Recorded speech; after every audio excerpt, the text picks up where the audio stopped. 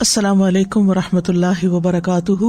جس کے دل پر کوئی بھی غم ہے کسی بھی چیز کا، اولاد کی طرف سے، ازواج کی طرف سے، یا مال کی طرف سے، یا کسی بھی طرح کا کوئی غم، ہم، فکر، پریشانی، اس کو انہی کلمات کو لازم کر لینا چاہیے اور اسی جذبے کے ساتھ پڑھنا چاہیے جس جذبے کے ساتھ یونس علیہ السلام نے پڑھا تھا۔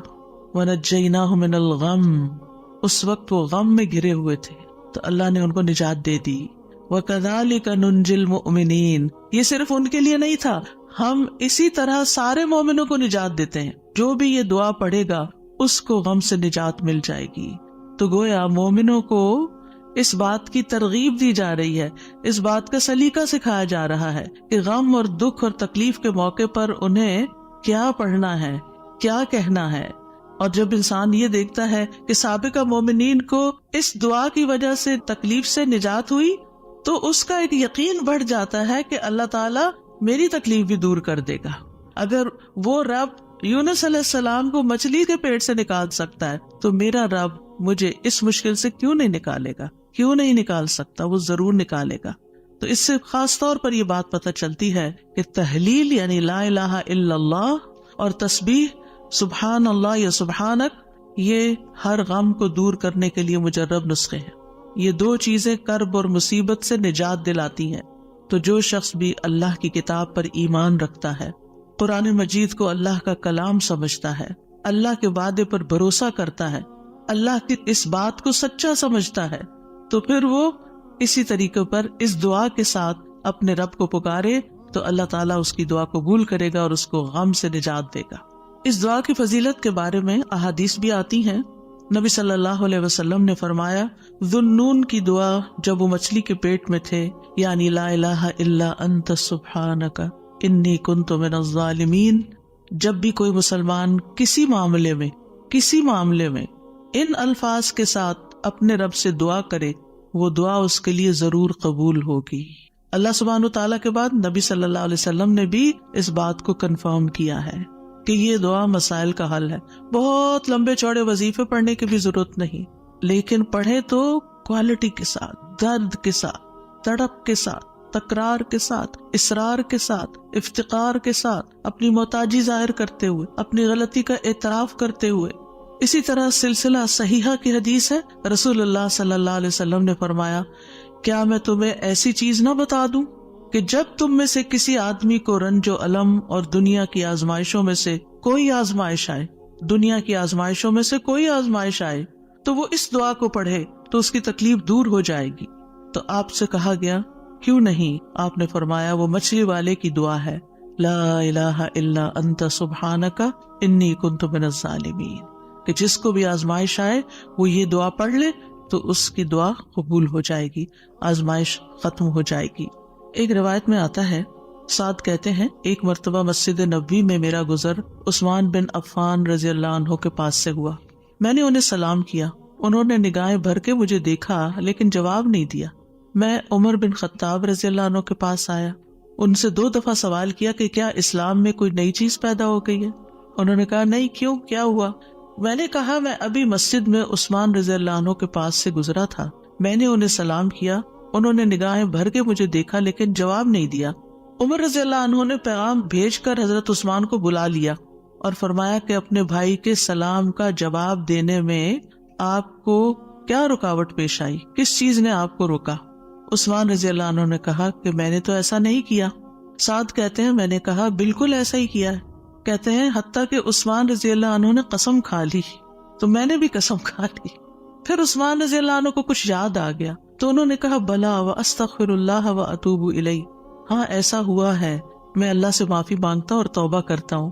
آپ ابھی میرے پاس سے گزرے تھے، دراصل میں اس وقت ایک بات سوچ رہا تھا جو میں نے رسول اللہ صلی اللہ علیہ وسلم سے سنی تھی، اور اللہ کی قسم جب بھی مجھے وہ بات یاد آ جاتی ہے میری آنکھیں پتھرا جاتی ہیں اور میرے دل پہ پردہ آ جاتا ہے، یعنی مجھے اپنی ہوش نہیں رہتی۔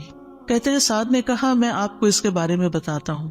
رسول اللہ صلی اللہ علیہ وسلم نے ایک مرتبہ کسی گفتگو کی ابتدا میں ایک دعا کا ذکر کیا تھا۔ تھوڑی دیر کے بعد ایک دیہاتی آیا، اس نے آپ کو مشغول کر لیا، یہاں تک کہ جب رسول اللہ صلی اللہ علیہ وسلم کھڑے ہوئے تو میں بھی آپ کے پیچھے پیچھے چلا گیا۔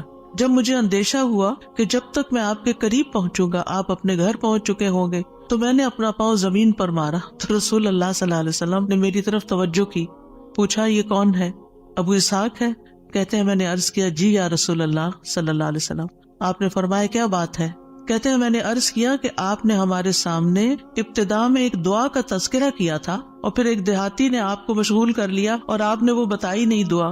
آپ نے فرمایا ہاں وہ یونس علیہ السلام کی دعا ہے جو انہوں نے مچھلی کے پیٹ میں مانگی تھی, یعنی لا الہ الا انت سبحانک انی کنت من الظالمین. کوئی بھی مسلمان جب بھی کسی معاملے میں ان الفاظ کے ساتھ دعا کرے گا تو دعا ضرور قبول ہوگی.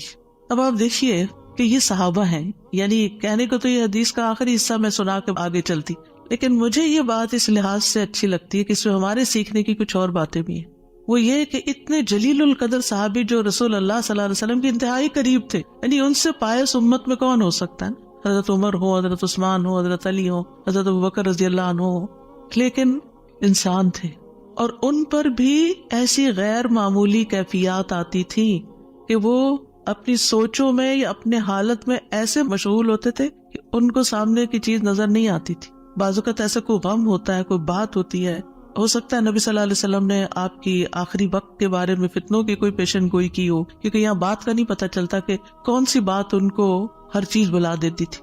دوسری بات یہ کہ بعض اوقات انسان کا حافظہ ایسے ساتھ چھوڑ جاتا ہے کہ وہ کہتا ہے کہ یہ کام ہوا ہی نہیں. نہ صرف یہ کہ وہ کہتا ہے نہیں, بلکہ اس کے بعد قسم بھی کھا لیتا ہے. اور دونوں صحابہ نے قسم کھا لی. بعد میں احساس ہوتا ہے اوہ ہاں اب یاد آیا. ہو سکتا ہے آپ کے ساتھ کبھی ایسا کوئی مرحلہ ہوا اور اس کے بعد کس قدر شرمندگی ہوئی. پچھلے دنوں میرے ساتھ یہی ایک معاملہ ہوا. کسی نے مجھے کچھ امانت دی کسی کو دینے کے لیے اور میں جلدی میں تھی, وہ جلدی سڑک کے ڈرار میں بھول گئی. اس کے بعد جس کی امانت تھی اس نے مجھ سے پوچھا تو میں نے کہا کہ بالکل نہیں, مجھے تو کچھ پتا نہیں, کچھ پتا نہیں. 2-3 دفعہ انہوں نے پوچھا, انہوں نے ہر دفعہ کہا مجھے کچھ پتا نہیں, ایسا کچھ بھی نہیں. لا حول ولا قوت الا باللہ. پھر جب اس شخص سے پوچھا گیا تو پھر دور جا کے مجھے یاد ہے, ہاں وہ میں نکل رہی تھی اور جلدی میں ایسے ہوا تھا. اور میں سوچوں کہ یا اللہ ایسی پھر تکلیف ہوتی ہے نا اندر, اتنی دفعہ میں نے غلط بیانی کی. حافظے کی کمزوری اب اس انسیڈنٹ کو بالکل بھول جانے کی وجہ سے. خاص طور پر اگر میں کلاس کے لیے نکل رہی ہوں اور مجھے کوئی کچھ بات کہے تو مجھے سمجھ نہیں آتی یہ کیا کہہ رہا ہے. یعنی آپ کی زندگی میں بھی کوئی ایسے اوقات ہوتے ہیں نا جب آپ کسی ضروری کام یا ضروری سوچ میں تو بچے آگے کچھ کہتے ہیں وہ فلاں آیا ہے, فلاں کا فون ہے, اور آپ ایسے سنی انسنی کر دیتے ہیں جیسے آپ کو علم ہی نہ ہو. ہم سب انسان ہیں, ہم کمزور ہیں, ہم سے ایسی غلطیاں ہوتی ہیں, ہمیں ایسی غلطیوں کا احساس ہوتے ہی معافی مانگ لینی چاہیے.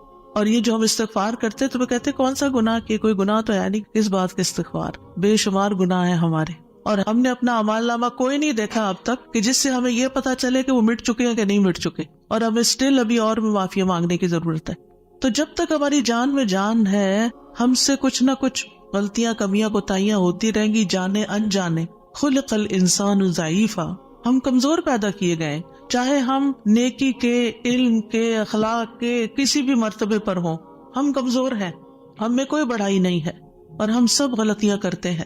تو ہونا کیا چاہیے, جو ہی یاد آئے غلطی تو غلطی کا اعتراف کر لینا چاہیے, معافی مانگ لینی چاہیے, بندوں سے بھی مانگ لینی چاہیے, اللہ سے بھی معافی مانگ لینی چاہیے, اور پھر اللہ تعالیٰ کی طرف رجوع کرنا چاہیے.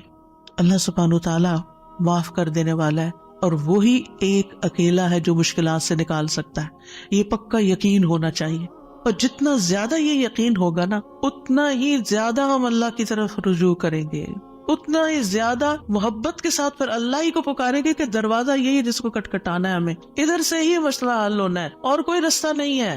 جتنی توحید خالص ہوگی اتنی دعا مؤثر ہوگی. اور یہ دعا جو ہے اس کو دعا الکرب بھی کہا جاتا ہے, تکلیف دور کرنے والی دعا. ہمارے ہاں اس کو آیت کریمہ کہا جاتا ہے, ورنہ ہر آیت آیت کریمہ ہے. کریمہ کا مطلب معزز, اور اس کی کوئی گنتی مقرر نہیں ہے, لیکن اگر آپ تکرار سے پڑھیں, 100 دفعہ پڑھ لیں, 20 دفعہ پڑھ لیں, 50 دفعہ پڑھ لیں, ضرور پڑھ لیں, وہ منع بھی نہیں ہے, لیکن ایک مخصوص تعداد میں پڑھنے سے ہی مشکل کا حل ہونا, یہ یقین رکھنا یہ غلط ہے, ایسا نہیں ہونا چاہیے. تو اس دعا میں پھر دہرا دیتی ہوں کیونکہ اصل سبق یہ ہے جو آپ کو سیکھنا ہے, اور دعا تو آپ کو سب کو آتی پہلے سے بھی پتا ہے, اور یہ حدیثیں بھی سنی ہوئی ہیں.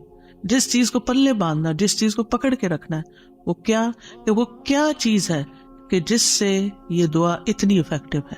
تو اس میں 4 چیزیں ہیں. ایک ہے توحید, دوسرے ہے اللہ کو ہر عیب اور نقص سے پاک قرار دینا. تیسرے اپنے عبودیت کا اقرار کہ میں بندہ ہوں، غلطیوں والا ہوں. اور چوتھے اپنی غلطی اور کوتاہی کو مان جانا، اپنی غلطی کا اعتراف کرنا. جس بندے کے اندر یہ 4 چیزیں ہوں گی، جس دعا میں یہ 4 چیزیں آ جائیں گی، انشاءاللہ وہاں مسائل حل ہو جائیں گے. اور پھر آپ دیکھیے کہ انسان کا نفس جو ہے نا، ایک دم ذرا سی بھی کوئی اس کو چیز ملے، کچھ حاصل ہو تو ایک سرکشی کا شکار ہو جاتا ہے، تکبر اور غرور میں آ جاتا ہے. تو اپنے آپ کو تکبر اور غرور سے نجات دینا ہے، کیونکہ کچھ لوگوں کا خیال ہوتا ہے کہ I am very important and I can do every thing, اور میں سب کچھ کر سکتا ہوں، اور سیلف ریلائنس ہوں، میں سیلف میڈ ہوں، اور پتہ نہیں کیا کیا اپنے بارے میں جھوٹی توقعات اور اپنے آپ کو بڑھا چڑھا کے پیش کرنا اور اپنے آپ کو بڑی چیز سمجھنا. یہ چیزیں اللہ تعالیٰ کو پسند نہیں. لیکن افسوس یہ کہ یہاں کے کلچر کی وجہ سے یہ چیزیں ہمارے بچوں کے اندر اتنی انسٹل ہو گئی ہیں کہ وہ ایک ایروگنس کے لیول تک بعض اوقات اخلاق پہنچ جاتا ہے، جو کہ انتہائی خطرناک ہے. تو بچوں کی تربیت میں یہ ایلیمنٹ یاد رکھیں کہ ان کو کانفیڈینس دیں کہ یو کین ڈو، آپ ٹرائی کرو، آپ کر سکتے ہو، اللہ نے آپ کو یہ اور یہ اور یہ دیا، نعمتوں کو یاد کرائیں، لیکن اس کی ایک لکیر کھینچے، اس سے آگے نہیں جائیں. You are not everything, کرنے والا اللہ ہے. انسان صرف اسباب اختیار کرتا ہے، لیکن ساری طاقت لا حول ولا قوت الا باللہ. اور پھر یہ کہ اللہ تعالیٰ کی جو خالق کی عظمت ہے اور اس کی جو اہمیت ہے ہماری زندگی میں، اس کا اظہار اور اقرار کرنا اور اس کو پاک قرار دینا اور اس سے ظلم کی نفی کرنا کہ آپ ظالم نہیں، میں ظالم ہوں، انی کنت من الظالمین، اور غلطیاں میری ہیں، یہ بہت ضروری ہے. جہاں تک غم اور پریشانی کا تعلق ہے زندگی میں، تو یاد رکھیے کہ غمگین رہنا ایمان کی علامت نہیں. ٹھیک ہے، یعنی ہر وقت غمگین نہیں رہنا چاہیے. غم ایمان کے مراتب میں سے نہیں.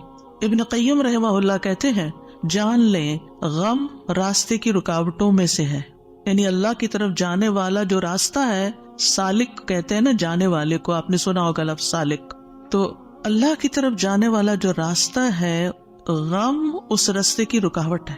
غم آپ کی ہمت، طاقت، صلاحیت کو کم کرتا ہے، آپ کی عبادت میں رکاوٹ ڈالتا ہے. آپ نماز شروع کر لیتے ہیں، آپ کو پتہ ہی نہیں ہوتا کہ کیا پڑھ رہے ہیں.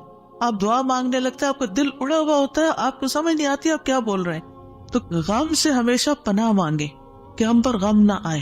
وہ کہتے ہیں یہ ایمان کے مراتب اور مقامات میں سے نہیں، اور نہ ہی اللہ کے راستے پر چلنے والوں کی منازل میں سے ہے. یہی وجہ ہے کہ اللہ نے کسی ایک جگہ پر بھی غم کرنے کا حکم نہیں دیا. صبر کا حکم دیا، شکر کا حکم دیا، توکل کا دیا، لیکن غم کرنے کا حکم نہیں دیا کہ غم کرو، غمگین رہو. اور نہ ہی غم کی کہیں تعریف فرمائی ہے، بلکہ غم سے منع کیا ہے. غم مصیبتوں میں سے ایک مصیبت ہے، اور ہمیں دعا کرتے رہنا چاہیے کہ اللہ تعالیٰ اس مصیبت کو ہم سے دور ہی رکھے. یہی وجہ ہے کہ جنتی لوگ جنت میں پہنچ کر کیا کہیں گے؟ الحمدللہ الذی اذہب عنا الحزن. سب تعریفیں اللہ کے لیے ہیں جس نے ہم سے غم دور کر دیا. یعنی جنتی جنت میں جا کر جس چیز سے خوش ہوں گے وہ کیا کہ جنت میں غم نہیں ہے، کوئی پریشانی نہیں ہے. اللہ سبحانہ و تعالیٰ بندے کو غمگین ہونے سے منع فرماتا ہے. سورۃ آل عمران میں جنگ احد کے سلسلے میں اللہ تعالیٰ فرماتے اذ تسعدون ولا تلوون علی احد والرسول يدعوكم في اخراكم فاصابكم غما بغم لكي لا تحزنوا على ما فاتكم ولا ما اصابكم والله خبير بما تعملون. اور وہ وقت یاد کرو جب جنگ احد میں تم بھاگے چلے جا رہے تھے اور کسی کی طرف مڑ کر بھی نہ دیکھتے تھے، حالانکہ اللہ کا رسول تمہیں پیچھے سے بلا رہا تھا. پھر اللہ نے تمہیں رنج پر رنج دیے تاکہ تم ایسی بات پر غم نہ کرو جو تمہارے ہاتھ سے نکل جائے، اور نہ ایسی مصیبت پر غم کرو جو تم پہ نازل ہو. اور جو کام بھی تم کرتے ہو اللہ ان سے خوب واقف ہے. یعنی یہ ٹریننگ ہو رہی تھی. یعنی ایک کے بعد ایک صدمہ کیوں آیا؟ تاکہ غم زندگی سے نکل ہی جائے. پھر فرمایا وَلَا تَهِنُوا وَلَا تَحْزَنُوا وَأَنْتُمُ الْأَعْلَوْنَ إِن كُنتُم مُؤْمِنِينَ. اتنی تکلیف اٹھا کے، سب سے بڑی تکلیف مسلمانوں کے لیے کیا تھی کہ نبی صلی اللہ علیہ وسلم کا دانت مبارک شہید ہو گیا تھا اور آپ کو چوٹ لگی تھی اور آپ گر پڑے تھے.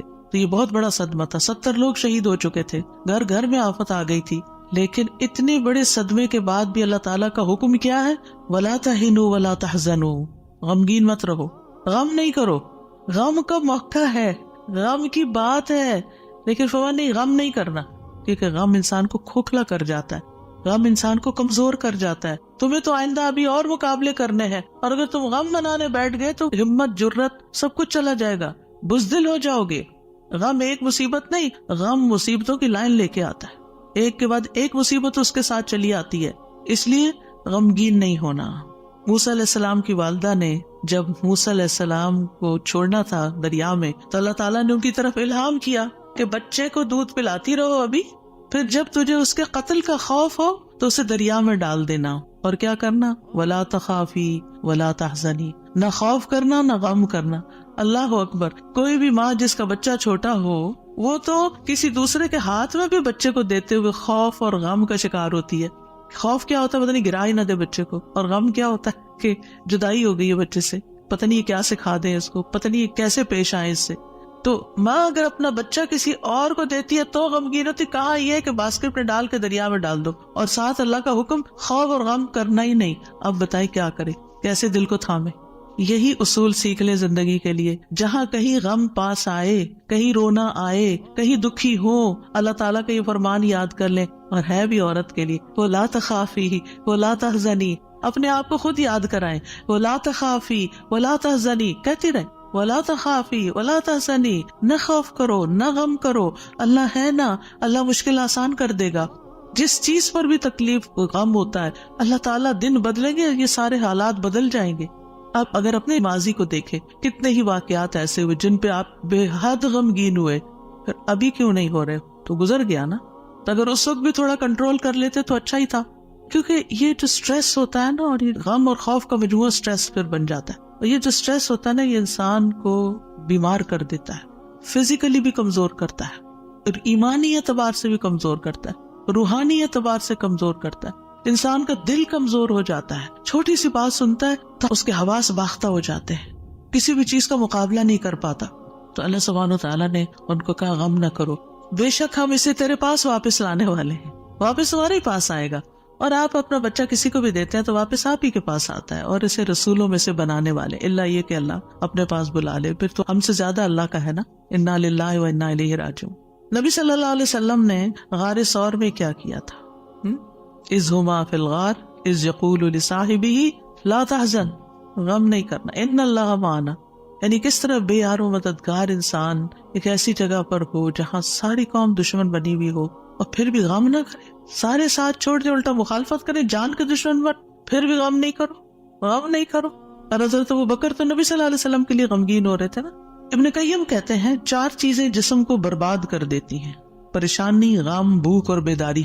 پریشانی اور غم پختہ عزم کو کمزور کر دیتے ہیں اور دل میں کمزوری پیدا کر دیتے ہیں، اور بندے اور اس کے کاموں میں محنت کرنے کے درمیان رکاوٹ بن جاتے ہیں جو کام اس کے لیے مفید ہوتے ہیں.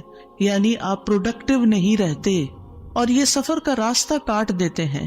یعنی جو اللہ کی طرف جانے کا راستہ ہوتا ہے نا، اسے کاٹ دیتے ہیں اور اس کو پسپائی کی طرف الٹا کر دیتے ہیں، یا رکاوٹ بن کر اس کو سفر سے روک دیتے ہیں. یعنی وہ اللہ کی طرف جانا ہی بند کر دیتا ہے. یعنی ایک شخص اچھا بھلا کچھ سیکھ رہا ہوتا ہے، کلاسز جوائن کی بھی ہوتی ہے، کوئی کام کر رہا ہوتا ہے، یا کسی بات سے غمگین ہو جاتا ہے، جانا ہی چھوڑ دیتا. ابھی کیوں نہیں آ رہے؟ بس ڈپریشن کا شکار ہے، کہیں جانے کو دل نہیں کرتا. آپ اچھا بھلا ایک کام کر رہے تھے، آپ بیکار ہو کے بیٹھ گئے، کیا یہ نقصان نہیں ہے؟ اور اس غم کی حالت میں انسان کی عقل ایسے ماری جاتی کہ اس کو اپنا نقصان بھی نہیں سمجھ آتا کہ یہ میں اپنا ہی نقصان کر رہا ہوں، اپنے آپ کو کھا رہا ہوں. غم کیا ہے؟ خود کو کھانا. تو خود کو کھانے سے تو مسئلہ حل نہیں ہوگا، مسئلہ تو جہاں ہے وہی ہے، وہ تو اللہ نے دور کرنا ہے. اس سارے کیفیت کو، اس احساس کو، اس شدت کو دعاؤں میں لگا دیں، دعاؤں میں کنورٹ کر دیں. امام ابن قیم کہتے ہیں یا اس کے علم سے رکاوٹ بن جاتے، علم کے لیے رکاوٹ بن جاتا ہے غم.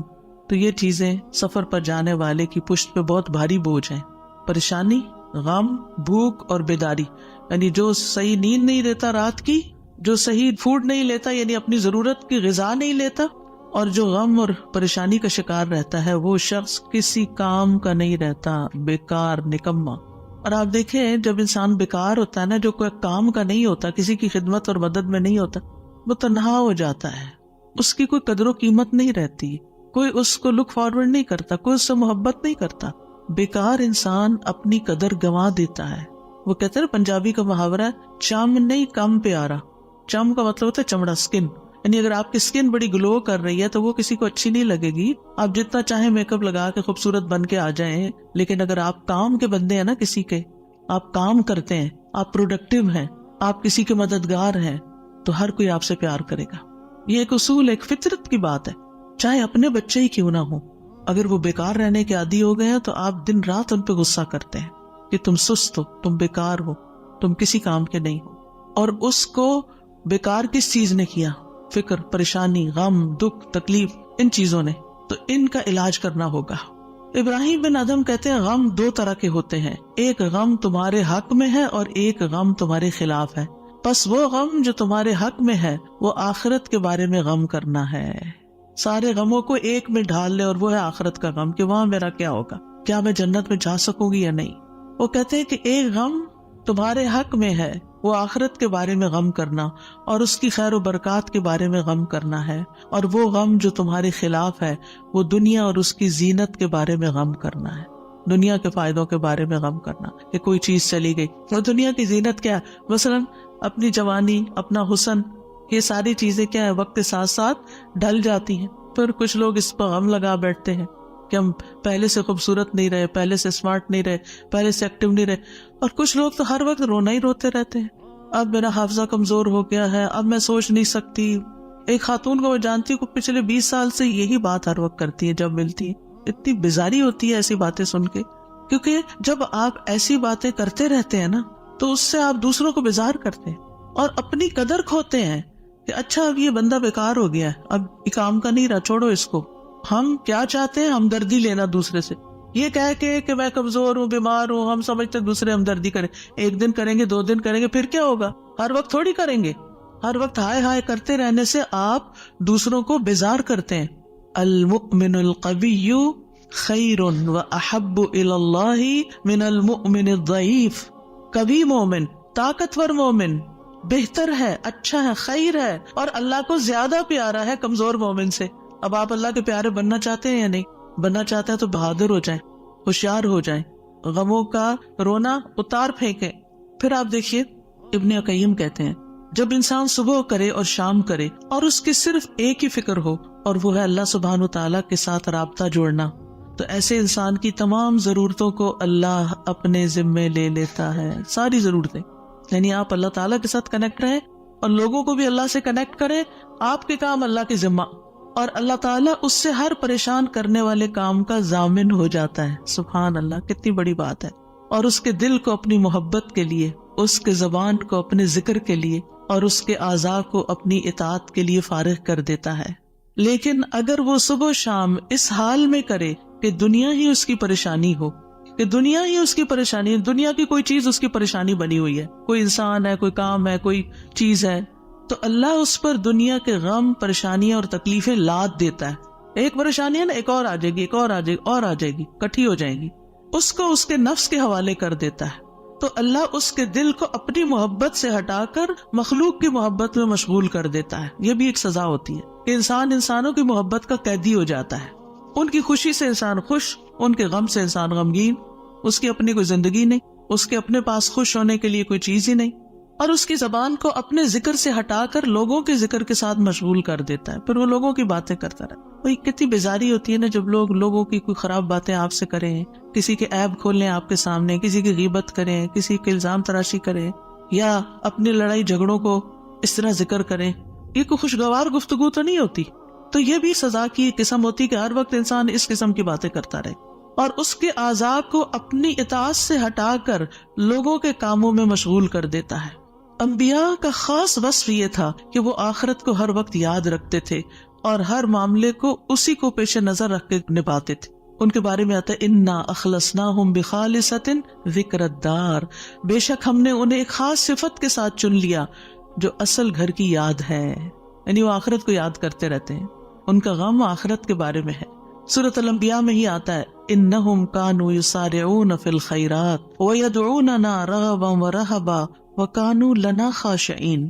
یقیناً وہ نیکیوں میں جلدی کرتے تھے اور ہمیں رغبت اور خوف سے پکارتے تھے اور ہمارے لیے عاجزی کرتے تھے.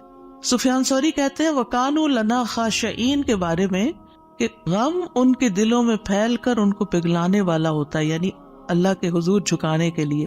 آخرت کا غم انہیں اللہ کی طرف مائل کرتا ہے، کیونکہ مالک یوم الدین بھی تو وہی ہے نا، فیصلہ بھی قیامت کے دن اسی کے ہاتھ میں ہے. لہٰذا فکر اس بات کی ہونی چاہیے کہ وہ ہمارے حق میں کیسے فیصلہ کرے گا. اللہ کرے کہ رحمت والا معاملہ فرمائے۔ صحابہ بھی آخرت کا غم ہی لگائے رکھتے تھے۔ عبد الرحمن بن عوف کے پاس کھانا لایا گیا، وہ روزے سے تھے۔ انہوں نے کہا مصعب بن عمیر شہید کیے گئے، وہ مجھ سے بہتر تھے، انہیں جس چادر کا کفن دیا گیا اس سے ان کا سر چھپاتے تو پاؤں نکل آتے، پاؤں چھپاتے تو سر کھل جاتا، پھر ہمارے لیے دنیا کشادہ کر دی گئی، ہمیں تو یہ ڈر ہے کہ کہیں ہماری نیکیوں کا بدلہ ہمیں اس دنیا میں ہی نہ مل جائے۔ اور پھر آپ رو پڑے، کھانا بھی چھوڑ دیا۔ حسن بصری کا حال یہ تھا کہ جب بھی ان سے ملاقات ہوتی ایسا لگتا کہ ابھی کوئی مصیبت آئی، یعنی آخرت کی فکر اتنی کرتے تھے۔ نظر کہتے ہیں میں عمر بن عبدالعزیز کے پاس گیا تو وہ رونے کے قریب تھے، ہمیشہ آہیں بھرتے رہتے تھے، گویا ساری مخلوق کا غم انہی کو ہے، حالانکہ ان کو آخرت کی فکر ہوتی تھی۔ سفیان ثوری کہتے ہیں لوگوں کا غم ختم ہو چکا ہے، آپ نمازیوں میں ایک شخص کو دیکھیں گے اس پر کوئی نہ غم ہے نہ خوف ہے۔ وہ کہتے ہیں پہلے ایک آدمی نماز پڑھتا تھا، پھر آپ اس کو دیکھتے کہ بیٹھا ہوا اور اس کی نماز اس کو غم میں بھڑکا دیتی، یعنی اس کو رونا آتا نماز میں آخرت کی یاد کی وجہ سے۔ آج اگر ہمیں نماز میں رونا آتا بھی ہے تو کس وجہ سے آتا ہے؟ ہم سب اپنا جائزہ لیں، ہر کوئی اپنا اپنا۔ پچھلے ایک مہینے کے اندر سوچئے میں کتنی بار روئی ہوں اور کیوں روئی ہوں، دنیا کے غم میں روئی ہوں یا آخرت کے غم میں روئی ہوں۔ ہم کیوں روتے ہیں؟ اس نے مجھے ہرٹ کر دیا، یہ مسئلہ آ گیا، فلاں آ گیا۔ یہ چھوٹے مسئلے ہیں، یہ وقت کے ساتھ ختم ہو جائیں گے، جو آگے آپ بڑھیں گے یہ مسئلے پیچھے رہتے جائیں گے، لیکن آگے جو آ رہا ہے نا، کل جس کو دیکھنا ہے وہ ہے مشکل وقت، اس کا غم لگا لیں، پیچھے نہ دیکھیں آگے دیکھیں۔ صحابہ نماز ضائع ہونے پہ غم زدہ ہوتے تھے، عبادت نہ کر سکنے پر غمگین ہوتے تھے، فتنوں میں پڑنے پہ غمگین ہوتے تھے، ہر دن زندگی کو کم کر رہا ہے اس بات میں غمگین ہوتے تھے، اس بات میں نہیں کہ دنیا چھوڑ جائیں گے تو کیا بنے گا، یہ سارے ہمارے مال اسباب اور جو ہم نے اتنی محنت سے کمائے ہیں اس کا کیا ہوگا۔ اس بات کا غم کہ حساب کا وقت قریب آ رہا ہے، ہر دن موت سے قریب کر رہا ہے، ہر دن قبر سے قریب کر رہا ہے، آگے میرا حساب ہونا ہے، میں کیا اس کے لیے تیار ہوں؟ کیا میں نے اپنے سارے کام نپٹا لیے؟ تو بات یہ ہے کہ رنج و غم زندگی کا حصہ ہے، لیکن دنیا کا غم نیچے آ جانا چاہیے اور آخرت کا غم اوپر آ جانا چاہیے، یہ ہم نے کرنا ہے۔ اور دنیا کے غموں سے بچنے کے لیے سب سے پہلے توحید کا یقین، اللہ کی طرف رغبت، تقدیر پر یقین کہ جو تکلیفیں آ رہی ہیں نا یہ تقدیر کا حصہ ہیں، ان کو ایکسپٹ کر لیا جائے۔ اب ایسا ہونا تو ہو گیا نا، اب جو نئی زندگی اس میں ایڈجسٹ کیا جائے، اللہ سے اچھا گمان رکھا جائے، پھر ہم و غم ملنے پر اجر پر نظر رکھی جائے۔ جب کوئی تکلیف پیش آئے کسی بھی قسم کی، کوئی رکاوٹ، تکلیف، دکھ، پریشانی، تو اس پر جو اجر ملتا ہے انسان کو، اس کو اپنے سامنے رکھے انسان۔ حدیث میں آتا ہے رسول اللہ صلی اللہ علیہ وسلم نے فرمایا کسی مومن آدمی کو جب بھی کوئی تکلیف یا کوئی بیماری یا رنج، یہاں تک کہ اگر اسے کوئی فکر ہو تو اس کے گناہوں کا کفارہ ہو جاتا ہے۔ ایک اور روایت میں آتا ہے یہاں تک کہ جو چوٹ اسے لگتی ہے یا کوئی کانٹا چبھتا ہے وہ بھی اس کے گناہوں کا کفارہ ہوتا ہے۔ اور ویسے بھی وہ حدیث تو بارہا آپ نے سنی کہ انسان کا درجہ اللہ کے ہاں بلند لکھا ہوتا ہے اس کی قسمت میں، لیکن اس کے عمل تھوڑے ہوتے ہیں، تو اللہ تعالیٰ اس کو کسی مشکل میں ڈالتا ہے تاکہ صبر کر کے بلند درجے تک پہنچ جائے۔ پھر انسان دنیا کے معاملے میں اگر غم ہے تو اپنے سے زیادہ غم والوں کو دیکھ لے، ان کی پریشانیوں کو دیکھے، انبیاء کی آزمائشوں اور تکلیفوں کے بارے میں پڑھے، جانے کہ ان پہ کیسے کیسے غم آئے، پھر اپنے آپ کو اللہ کے سپرد کرے، اپنا معاملہ اللہ کے حوالے کرے، اور جو کام اللہ نے کرنے کو دیے نا ان کی پلاننگ کرے اور وہ کرے، اپنے دل کا حال اللہ کے سامنے رکھے۔ انما اشکو بثی وحزنی الی اللہ، کثرت سے اللہ کا ذکر کرے کیونکہ اللہ کے ذکر میں دلوں کو اطمینان ہوتا ہے۔ الا بذکر اللہ تطمئن القلوب، تسبیحات کی کثرت کر دے۔ نبی صلی اللہ علیہ وسلم نے فرمایا جو اپنے مال کو خرچ کرنے سے بچائے، دشمن سے مقابلہ کرنے سے ڈرے، رات سے خوف کھائے کہ وہ اس کو پریشان کرتی ہے، تو وہ اس قول کی کثرت کر دے سبحان اللہ والحمد للہ ولا الہ الا اللہ واللہ اکبر، اور اگر ولا حول ولا قوت الا باللہ بھی پڑھ لے تو اس کا اپنا فائدہ ہے الگ سے۔ پھر یہ کہ اپنے فرائض اور اپنی ذمہ داریوں کو پورا کرے انسان۔ بہت دفعہ انسان کی بیکاری اس کو غمگین کرتی ہے، کرنے کا کوئی کام نہیں ہے، فارغ ہے، کوئی مقصد نہیں زندگی میں، کوئی منزل نہیں، کچھ اچیو کرنے کو نہیں، دن آتا ہے چلا جاتا ہے، تو یہ چیزیں بھی انسان کو پریشان رکھتی ہیں۔ جب آپ کی گول سیٹنگ ہوگی ہر روز کی، صبح سویرے اٹھتے ہی اور ارلی مارننگ کام شروع کر دیں گے تو پریشانیاں بھاگ جائیں گی، ان کو آپ کے پاس آنے کا وقت نہیں ملے گا کیونکہ آپ مصروف ہیں، آپ ان کو ٹائم نہیں دیں گے کیونکہ آپ کے پاس اور کام ہے۔ لیکن جب آپ فارغ ہوتے ہیں تو وہ آ جاتی ہیں آپ کا دل اڑانے۔ پھر نماز سے مدد حاصل کرنا، وَاسْتَعِینُوا بِالصَّبْرِ وَالصَّلَاةِ، انبیاء گھبراہٹ میں نماز کی طرف لپکتے تھے، اور جو نماز چھوڑ دیتا ہے اللہ کی مدد اس سے چھٹ جاتی. تو نماز کی پابندی، صدقہ کرنا، صدقات انسان کے غموں کو دور کرنے کا باعث ہے. اللہ تعالیٰ فرماتے ہیں الذین ينفقون اموالهم باللیل والنہار سرا وعلانیہ فلہم اجرہم عند ربہم ولا خوف علیہم ولا ہم یحزنون. جو لوگ دن رات کھلے چھپے اپنا مال خرچ کرتے ہیں انہیں اپنے رب سے اس کا اجر ضرور مل جائے گا. ایسے لوگوں کو نہ کچھ خوف ہوگا نہ وہ غمگین ہوں گے. پھر اسی طرح دین پر استقامت غم اور خوف کو دور کرتی ہے. دین کے کاموں میں جمے رہیں. ان الذین قالوا ربنا اللہ ثم استقاموا فلا خوف علیہم ولا هم یحزنون. یقیناً وہ لوگ جنہوں نے کہا کہ اللہ ہمارا رب ہے پھر اس پر خوب قائم رہے، ان پر نہ کوئی خوف ہوگا نہ وہ غمگین ہوں گے. پھر حالات سے کمپرومائز کرنا، حالات سے راضی رہنا. جیسے ابراہیم علیہ السلام حضرت ہاجر کو جب چھوڑ گئے مکہ کی وادی میں تو وہ پریشان ہوئی کہ میں اکیلی، میرا بچہ اکیلا، ہم یہاں کیا کریں گے، نہ کھانا نہ پینا نہ کچھ. تو دوڑتی ہوئی حضرت ابراہیم کے پیچھے آئیں. جب وہ واپس جا رہے تھے تو ان سے پوچھا اللہ ہمارا کب یاد، اللہ نے آپ کو اس کا حکم دیا کہ ہمیں یہاں اکیلے چھوڑ دیں؟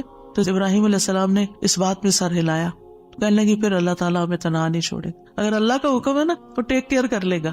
ایسے ہی بندہ مومن کہتا ہے اگر یہ اللہ کا فیصلہ ہے نا تو میری ٹیک کیئر کر لے گا، مجھے فکر کرنے کی ضرورت نہیں ہے.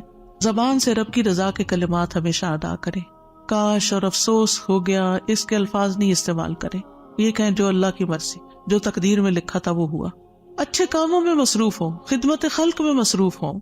رسول اللہ صلی اللہ علیہ وسلم نے فرمایا وہ لوگ اللہ تعالیٰ کو زیادہ محبوب ہیں جو دوسروں کے لیے زیادہ فائدہ مند ہوں، اور اللہ عز و جل کے ہاں سب سے پسندیدہ اعمال یہ ہیں مسلمان کا اپنے بھائی کو خوش کر دینا. آپ خود غمگین بھی ہیں، دکھی بھی ہیں، دوسروں کو خوش کرنا شروع کر دیں، آپ بھی خوش ہو جائیں گے. کیونکہ خوشی کنٹیجیس ہوتی ہے، خوشی پھیلانے سے پھیلتی ہے. اس سے کوئی تکلیف دور کر دینا، یعنی اوروں کی تکلیف دور کرے اللہ آپ کی دور کر دے گا. اس کا قرضہ چکانا، اسے کھانا کھلانا، اور مجھے کسی بھائی کی ضرورت پوری کرنے کے لیے اس کے ساتھ چلنا اس مسجد نبوی میں 1 مہینہ اعتکاف کرنے سے زیادہ محبوب ہے. اور جس نے اپنے غصے کو روک لیا اللہ اس کی خامیوں پر پردہ ڈال دے گا، اور جو اپنے غصے کو نافذ کرنے کی سخت کے باوجود پی گیا اللہ اس کے دل کو قیامت کے دن امیدوں سے بھر دے گا. اور جو اپنے بھائی کے ساتھ اس کی ضرورت پوری کرنے کے لیے چلا اللہ تعالیٰ اس کو اس دن ثابت قدم رکھے گا جس دن قدم ڈگمگا جائیں گے. اور بد اخلاقی اعمال کو یوں تباہ کرتی ہے جیسے سرکہ شہد میں بگاڑ پیدا کر دیتا ہے. یعنی شہد میں اگر سرکہ ڈال دے تو سرکے کا ٹیسٹ غالب آ جائے گا، شہد کا پیچھے چلا جائے گا. پھر اسی طرح اپنی فوڈ پر بھی نظر رکھیں. کھانا پینا بھی انسان کے اندر جو کیمیکل امبیلنسز ہوتے ہیں، ہارمونل چینجز اثر انداز ہوتا ہے. لہذا غم کے موقع پر تلبینہ کھلانا جو ہے غمگین شخص کو وہ فائدہ دیتا ہے. یہ حضرت عائشہ سے روایت ہے کہ جب کوئی ان کے رشتہ داروں میں سے فوت ہو جاتا تو عورتیں جمع ہو جاتی. جب وہ منتشر ہوتی صرف رشتہ دار اور خاص لوگ رہ جاتے تو حضرت عائشہ ان کو ہنڈیا میں تلبینہ پکانے کا حکم دیتی. تلبینہ پکایا جاتا، سرید بنایا جاتا، اس پہ تلبینہ ڈالا جاتا. پھر حضرت عائشہ فرماتی اسے کھاؤ کیونکہ میں نے رسول اللہ صلی اللہ علیہ وسلم سے سنا ہے آپ فرماتے تھے تلبینہ مریض کے دل کو تسکین دیتا ہے اور غم بھی کچھ دور کر دیتا ہے. تو رائٹ فوڈ جو ہے وہ آپ کے اندر ایک طاقت لاتی ہے. لیکن عموماً کیا ہوتا ہے جب کوئی غمگین ہوتا ہے کھانا بھی نہیں چھوڑ دیتا. تو اس میں صحیح خوراک کسی کو دینا. اور آپ دیکھیں کہ سرید جو ہے وہ یعنی گوشت کے شوربے میں روٹی توڑ کے ڈالنا اور پھر اس کے اوپر تلبینہ، اتنی زبردست ڈش بنا کے کھانا اور کھلانا جو ہے یہ غموں اور دکھوں تکلیفوں کو، اس سے یہ پتہ چلتا ہے اگر کوئی اداس ہے پریشان ہے تو اس کو اچھا جو تمہیں اچھا سا کھانا کھلاتے ہیں. تو یہ بھی ایک ریمیڈی ہے. اس کا ماحول چینج کرے، اس کو کہیں لے جائیں. لیکن یہ کبھی کبھی تو ہو سکتا ہے اور کسی وجہ سے ہو سکتا ہے. حضرت عائشہ تو جب کسی کا کوئی فوت ہو جاتا تھا اس کا نسخہ بتا رہی ہیں. لیکن اگر کسی نے روز کی عادت ہی بنا لی ہو، صبح سویرے اٹھے موڈ آف کر لیا، تو اب یہ تو نہیں ہو سکتا نا کہ ہر روز کوئی آپ کو تلبینہ پکا کے کھلائے. اور پھر آخری بات یہ کہ دعاؤں کی کثرت. آیت کریمہ کے علاوہ اللہ اللہ ربی لا اشرک بہ شیئا، نبی صلی اللہ علیہ وسلم اپنے گھر والوں کو جمع کر کے یہ دعا سکھاتے تھے اور فرماتے کہ جب تم میں سے کسی کو کوئی غم یا پریشانی پہنچے تو اسے چاہیے کہ وہ اللہ اللہ ربی لا اشرک بہ شیئا کہے. اللہ اللہ لفظ کی تکرار ہے. 2 دفعہ جب آپ اللہ اللہ کہتے ہیں آپ کا دل ہلکا ہوتا ہے. پھر رب کی صفت کا ذکر ہے، اس میں توحید کا اقرار ہے، اور خالص نیت سے یہ پڑھے تو غم اور تنگی دور ہوگی انشاءاللہ. پھر یا حی یا قیوم برحمتک استغیث، یہ پریشان کن معاملات میں مانگی جانے والی دعا ہے. اس میں اللہ تعالیٰ کا اسم اعظم ہے. اس میں اللہ تعالیٰ کی دو صفات کے ساتھ، دو ناموں کے ساتھ وسیلہ پکڑا گیا ہے، الحی القیوم. اور بہترین وسیلہ جس کے ساتھ دعا کی جائے وہ اللہ کے نام ہے، اللہ تعالیٰ کی صفات ہے. پھر ایک اور دعا ہے، اللہم رحمتک ارجو فلا تکلنی الی نفسی طرفۃ عین واصلح لی شأنی کلہ لا الہ الا انت. اے اللہ میں تیری رحمت کا امیدوار ہوں، تو مجھے آنکھ جھپکنے تک کے لیے میرے نفس کے حوالے نہ کرنا اور میرے سارے معاملات درست فرما دے، تیرے سوا کوئی معبود نہیں. یہ مصیبت زدہ کی دعا ہے. رسول اللہ صلی اللہ علیہ وسلم نے فرمایا دعوات المکروبی، پریشان حال کی دعا. اور اس میں خاص طور پر اللہ کی رحمت کا ذکر ہے کہ اللہ میں تیری رحمت کی امید کرتی ہوں اور میرا نفس تو بڑا کمزور ہے، مجھے اس کے حوالے نہ کرنا ورنہ میں تو پڑ جاؤں گی. اور ایک لمحے کے لیے بھی نہیں. اب دیکھیے بعض اوقات آپ نے ایکسپیرینس کیا ہوگا، یہ میں اپنے پرسنل ایکسپیرینس سے بات کری ہوں، ایک لمحے کے لیے کوئی خیال آ جاتا ہے کسی بھی چیز کا، کوئی ایسی پریشان کن چیز، آپ کا سارا جو سکون ہے وہ برباد ہو کے رہ جاتا ہے. تو میں اس وقت سوچتی ہوں کہ یہ شیطان تھا جس نے وار کیا ہے تاکہ اس بندے کا جو اطمینان قلب اور سکون اور خشوع اور سب برباد ہو. یعنی وہ ایسے تیر چلاتا ہے جیسے. فوراً یہ دعا پڑھے. پھر نبی صلی اللہ علیہ وسلم تکلیف آنے پر یہ دعا پڑھتے، لا الہ الا اللہ العظیم الحلیم، لا الہ الا اللہ رب العرش العظیم، لا الہ الا اللہ رب السماوات ورب الارض ورب العرش الکریم. اس میں اللہ سبحانہ وتعالیٰ کے نام کے علاوہ العظیم اور الحلیم اور رب العرش العظیم اور رب العرش الکریم کی اور رب السماوات والارض کی بات کی گئی ہے. یعنی اللہ تعالیٰ کی صفات کو بیان کیا گیا ہے اور پھر توحید کا اقرار ہے. توحید کا اقرار غموں کو دور کرنے کا باعث ہے کہ میرے لیے اللہ کافی ہے، حسبی اللہ و نعم الوکیل، اللہ کافی ہے میرے لیے. پھر اللہم انی اعوذ بک من الہم والحزن والعجز والکسل والبخل والجبن وضلع الدین وغلبۃ الرجال. اے اللہ میں تیری پناہ میں آتا ہوں دکھ، غم، عاجزی، سستی، بخل، بزدلی، قرضداری کے بوجھ اور لوگوں کے اپنے اوپر غلبے سے. نبی صلی اللہ علیہ وسلم سفر میں کثرت سے یہ دعا پڑھتے کیونکہ سفر میں یہ ساری چیزیں آ جاتی ہیں نا اکٹھی ہو کے. اور پھر آپ دیکھیں کہ غم ماضی کا ہوتا ہے، فکر مستقبل کی ہوتی ہے، اور پھر بے بسی اور کمزوری اور کچھ کرنے کو دل نہ چاہنا اور کسی کی مدد نہ کرنا اور ہر چیز سے ڈرنا، بزدلی دکھانا اور لوگوں کا چڑھائی کر دینا آپ پر، یہ ساری چیزیں وبال ہیں. ان سے بچنے کے لیے دعا کرنی چاہیے.